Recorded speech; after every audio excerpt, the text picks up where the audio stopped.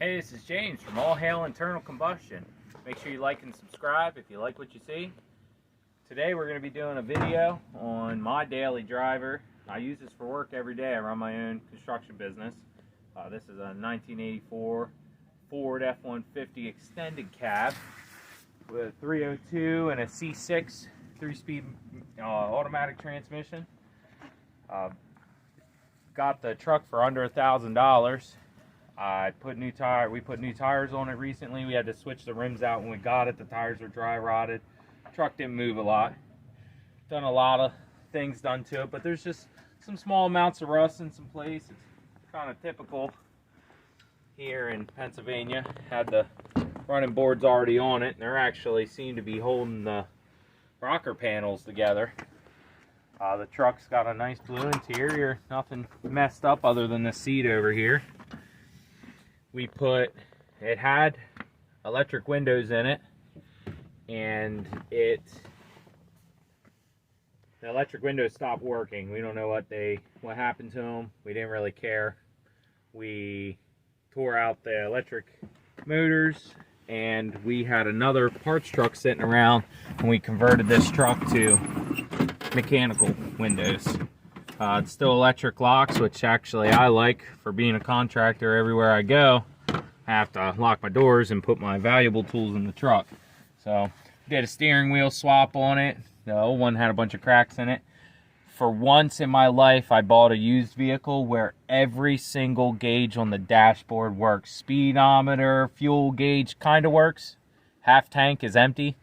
But the oil pressure, temperature, all that stuff works. So I'll show you a little bit more of the interior when we get to the other side. But as you can see, the extended cab gives me room to put weather sensitive tools, or possibly tools that I don't want stolen easily.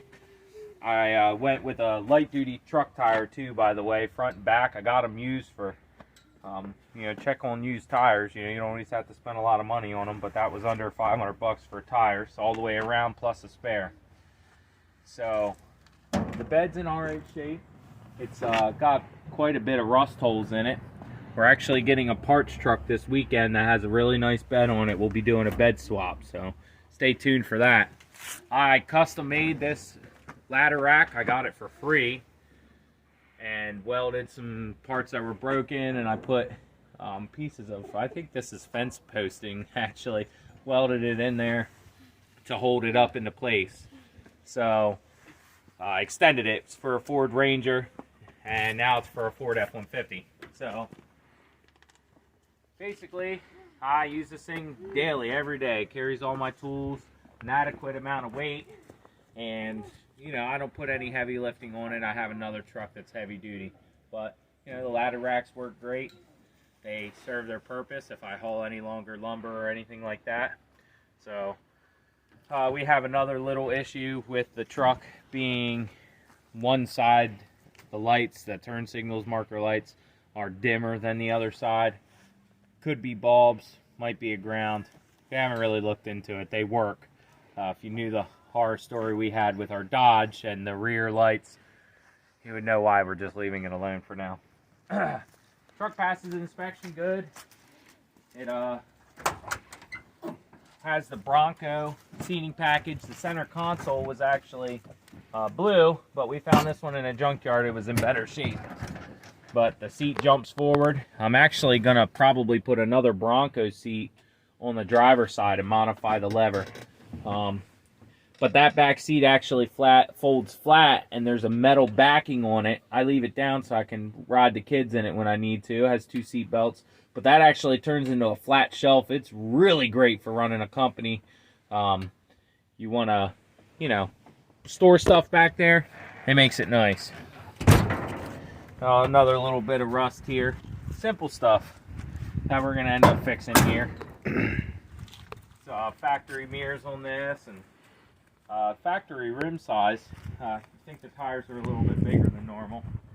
I'm waiting for one of these headlights to blow out so I can put a set of LEDs in it like I have in the Dodge I have. It lights everything up like Christmas. So if you watched any of our other videos, you watched the front end work we did on this. The truck wasn't driven a lot, but it had been poorly maintained for most of its life. So we did a valve covers, and we did valve covers, valve cover gaskets, valve seals, water pump, timing chain, timing cover cleanup. So it looks like our intake manifold's leaking oil here, but that's not a big deal. Everything else looks like it's holding up pretty good. New radiator hoses, painted the fan, did new power steering line hoses. Before that, I had bought this HEI conversion and wires while I was actually down at Cruising OC. There's a company I always buy. I don't remember their name, but they're always at Carlisle. They're always at Cruising OC. But I think I got the HEI and wires for $110 maybe. And it's been running great. Like I said, I drive this truck every single day. We've done a rear main seal in the transmission. I think I'm still losing some transmission fluid. I think one of the lines is leaking. Other than that, we haven't had to do a lot of work to this truck. I had a hung up caliber on the driver's side there when we first got it. And other than that, for a truck under $1,000 that I drive every day and has easily paid for itself running my company, it's well worth it. I wouldn't trade this in for a brand new vehicle, even if someone gave me a brand new truck. I'd rather drive this one around. Although I'd like to replace the driver's seat because it's a little uncomfortable with the mechanicals hanging out. So this has been a quick walk around on our 1984 Ford F150. Stay tuned, like and subscribe if you like what we see. Catch you next time.